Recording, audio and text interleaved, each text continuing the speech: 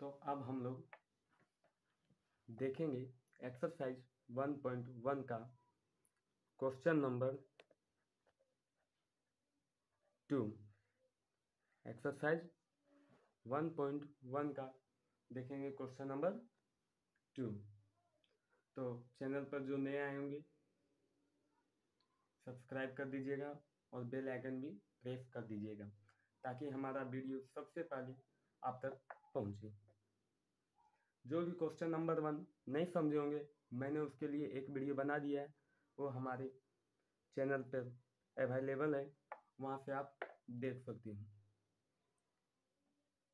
तो वीडियो को ज़्यादा देर लंबा ना करते हुए क्वेश्चन नंबर 2 हम लोग देखते हैं। तो क्वेश्चन नंबर 2 में क्या कहता है वो देखेंगे। क्वेश्चन नंबर 2 क्या कहता है? क्वेश्चन नंबर 2 कहता है कि लेट ये बराबर set 1 2 3 4 5 6 set insert the appropriate symbol belongs to or does not belongs to in the blank spaces. यानी ये कहता है माना सेट ये बराबर 1 2 3 4 5 6 इंसर्ट हमें रखना है, कहाँ रखना है? तो ब्लैंक स्पेसेस में, खाली जगहों में हमें भरना है। क्या भरना है? बिलोंग्स टू और हम बेसिक समझा देंगे। उसके बाद क्वेश्चन हम नहीं बताएंगे, आप खुद बना दीजिएगा बिना समझे, बिना बोले, बिना कुछ सुने। सिर्फ आपको हमको पूरा ध्यान हमारा टॉपिक पर रहना चाहिए, आपका ध्यान। हम माने एग्जाम्पल सेट बी बराबर में हमने माना 2 3 4 5 6। ध्यान से देखिएगा, आप पांचों अपने आप बनाइएगा, हमको कोई ज़रूरत नहीं पड़ेगा, मेरा कोई ज़रूरत नहीं पड़ेगा आपको।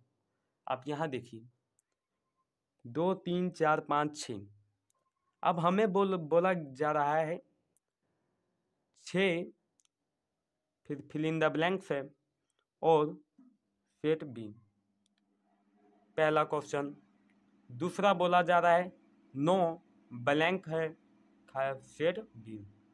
तीसरा बोला जा रहा है 4 ब्लैंक है सेट बी। चौथा बोला जा रहा है 3 ब्लैंक है सेट बी। अब आप बनाइएगा, देखिए इसे कहते हैं बिलोंग्स टू। इसे क्या कहते हैं? Belongs to.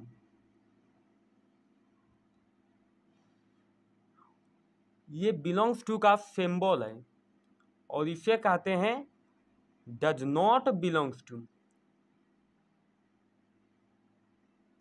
इसे क्या कहते हैं? Does not belongs to. तो जो ये सेट से अगर यदि मिल गया तो उसे हम बिलोंग्स टू कहेंगे, और यदि इस सेट से नहीं मिला तो उसे हम बिलोंग्स टू नहीं कहेंगे, उसे हम डज नॉट बिलोंग्स टू कहेंगे। तो देखिए 6 खाली जगह बी, इसमें 6 है, देखते हैं 2 3 4 5 6। हाँ 6 है, तो 6 है यानी ये किससे मिल रहा है? तो ये बी से मिल रहा है, यानी हम क्या लिखेंगे? Belongs to. और बिलोंग्स टू का सिंबल क्या होता है? ऐसे होता है और ऐसे होता है, सी लिख लीजिएगा और बीच में एक दे दीजिएगा, तो ये बिलोंग्स टू हो गया। बहुत कोई रहता है जो बिलोंग्स टू को ऐसे लिख देता है, ये लिख देता है, और ये आपका गलत हो जाएगा, ये आपका गलत हो जाएगा। तो ऐसे हो गया बिलोंग्स टू। और देखिए 9 इसमें 9 है, 2 3 4 5 6, 9 नहीं है, तो यानी 9 बी से मिल नहीं रहा है, इसलिए हम क्या बोलेंगे? No does not belongs to B. इसलिए does not belongs to C ऐसे लिख दिया जाता है, फिर ऐसे और ऐसे काट देंगे, तो ये डज नॉट बिलोंग्स टू। और तीसरा, अब 4 देखिए, 4 मिल रहा है, तो हाँ 4 मिल रहा है, तो इसका क्या हो जाएगा? Belongs to. अब देखते हैं 3 मिल रहा है सेट बी से, तो हाँ मिल रहा है, तो इसे हो जाएगा बिलोंग्स टू बी। अब खुद बना दीजिएगा। चलते हैं हम क्वेश्चन को और। तो इसमें क्या बोला जा रहा है? पहला क्वेश्चन 5 खाली जगह है और ये है। तो देखते हैं हम सेट ये में क्या दिया हुआ है, 1 2 3 4 5 6, तो 5 इसमें है, 5 है, तो इसको क्या हो जाएगा, बिलोंग्स टू। फिर दूसरा क्या है, 8 खाली जगह ये, फिर देखते हैं 8 है इसमें, 1 2 3 4 5 6, 8 तो नहीं है, तो इसलिए ये क्या हो जाएगा, डज नॉट बिलोंग्स टू। और 0, अब देखते हैं 0 है, 0 तो नहीं है, इसलिए क्या हो जाएगा, डज नॉट बिलोंग्स टू। 4 देखते हैं, 1 2 3 4, 4 तो है, तो ये हो जाएगा बिलोंग्स टू। फिर 2 है, तो 2 तो है, तो बिलोंग्स टू ये बराबर ये इतना है, यानी सब ये से बिलोंग्स हो रहा है या फिर नहीं हो रहा है, वो हमें चेक करना है।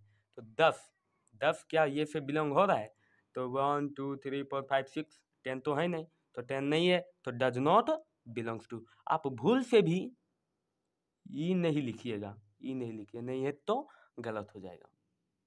हमें हमेशा सी ऐसे लिख लेना है और ऐसे कर देना है, तो ये क्या हो गया, बिलोंग्स टू। और ऐसे काट देंगे तो क्या हो गया, डज नॉट बिलोंग्स टू। ये बिलोंग्स टू का सिंबल है, ये डज नॉट बिलोंग्स टू का सिंबल है। अब क्वेश्चन नंबर 3 में हम लोग चलते हैं। क्वेश्चन नंबर 3 क्या कहता है, write the following sets in roster form. Write the following sets in roster form, मतलब निम्नलिखित सेट्स को किस में लिखना है, तो रोस्टर फॉर्म में लिखना है। किस में लिखना है, तो रोस्टर फॉर्म में लिखना है। और क्या लिखा गया है, तो ये सेट बिल्डर फॉर्म में लिखा गया, इसे हम सेट बिल्डर फॉर्म कहते हैं। और हमें किस में लिखना है, तो रोस्टर फॉर्म में।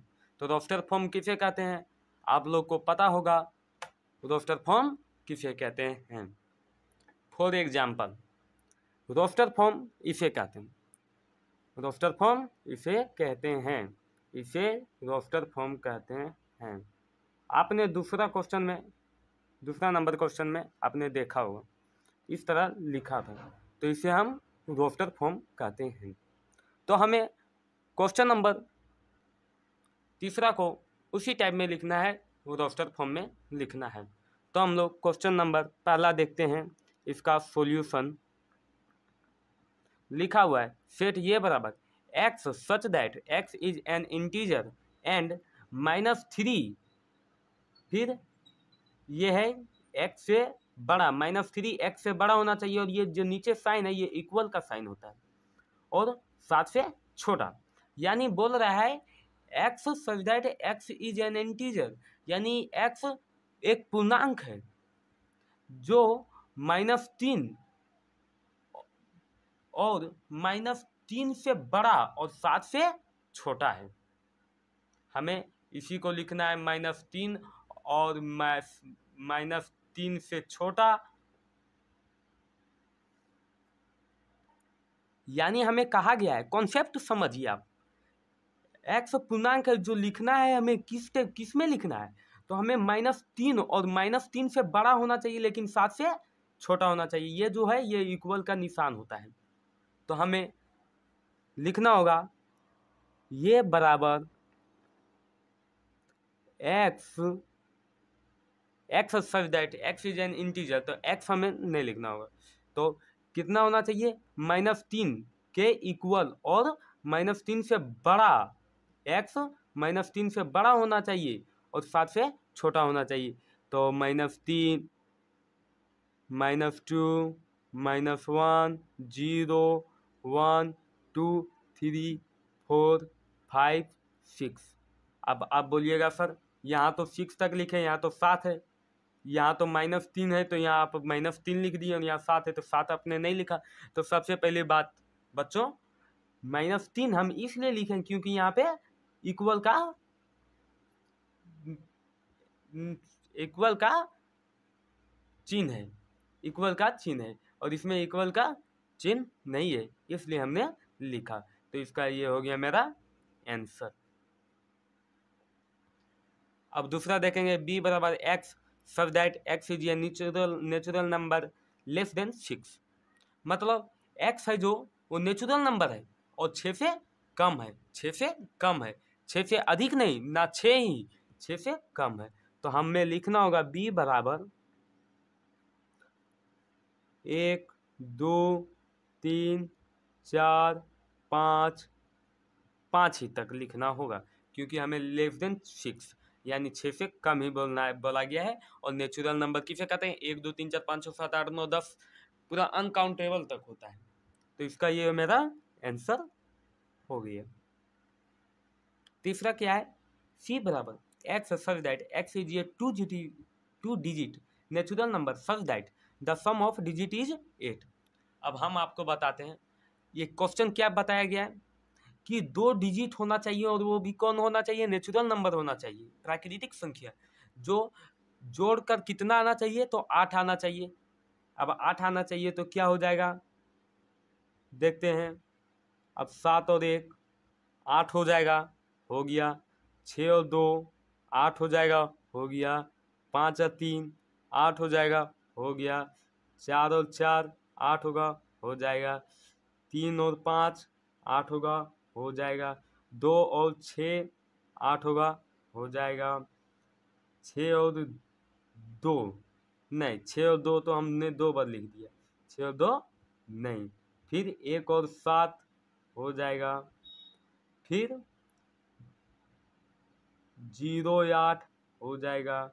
इसी तरह हमारा हो जाएगा, जगह नहीं बचा इसलिए यहाँ पे 8 और 0 भी हो जाएगा।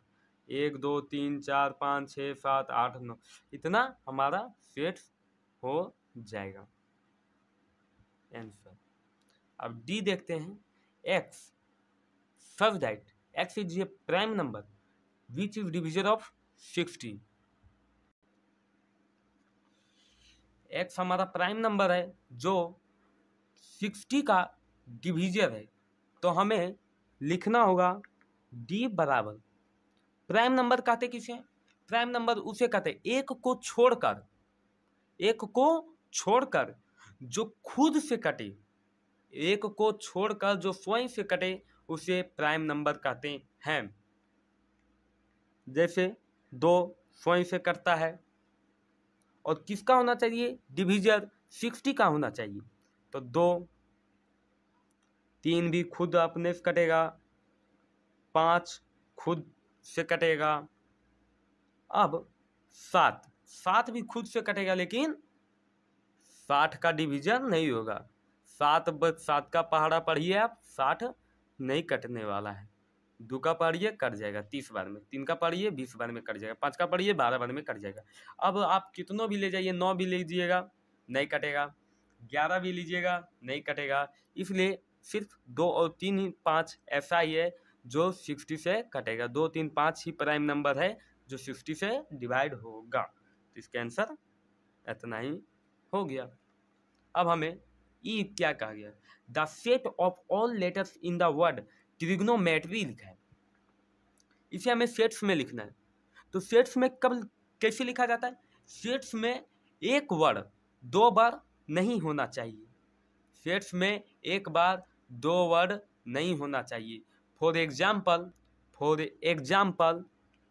माँ, तो माँ को अगर हम सेट्स में लिखेंगे तो एक एम लिखाएगा, फिर ये लिखाएगा, 2 ये है तो 2 ये नहीं लिखाएगा, एक ही ये लिखाएगा, हर वर्ड एक ही लिखाएगा, उसे ही हम सेट्स कहते हैं। ये आपका सेट्स हो गया। ठीक उसी प्रकार हम यहाँ भी लिखेंगे, एक वर्ड को 2 बार नहीं लिखेंगे हम लोग, एक ही बार लिखेंगे। तो ई बराबर सेट्स हमेशा मिडिल ब्रैकेट में लिखा जाता है। तो ट्रिग्नोमेट्री, तो T comma R comma I comma G comma N comma O comma M comma E comma फिर टी है तो टी तो हमने लिख दिया है, नहीं लिखेंगे। फिर आर तो लिख दिया है, नहीं लिखेंगे। वाई तो नहीं लिखा है, तो ये हमारा आंसर हो गया। अब छठा देखेंगे, ठीक उसी प्रकार है। एफ बराबर the set of letters in the word better, better का हमें सेट्स लिखना है। तो ठीक उसी प्रकार लिखेंगे, एफ बराबर एक वर्ड को 2 बार नहीं लिखना है, आप लोग कॉन्सेप्ट समझिए, एक वर्ड को 2 बार नहीं लिखना है तो नहीं लिखना है, चाहे कुछ भी हो जाए, दुनिया इधर से उधर हो जाए, आपको नहीं लिखना है तो नहीं लिखना है। चाहे कोई कितना तंग करे, आपको नहीं लिखना है तो नहीं लिखना है। बी लिखना है, फिर ई लिखना है, टी लिखना है, फिर टी है। तो 2 बार टी नहीं लिखना है, एक वर्ड को 2 बार नहीं लिखना है। तो क्या लिखेंगे, फिर ई तो हमने फिर लिख दिया है, नहीं लिखना है। आर तो हमने नहीं लिखा है तो आर लिख देना है। ये हमारा आंसर हो गया। तो क्वेश्चन नंबर 3 हमारा खत्म हो गया। वीडियो काफ़ी लंबा हो गया है, इसलिए हम अब अगला वीडियो हमारा शाम तक अपलोड कर दिया जाएगा, उसमें आप लोग देख लीजिएगा क्वेश्चन नंबर 4, 5, 6। ठीक है, लाइक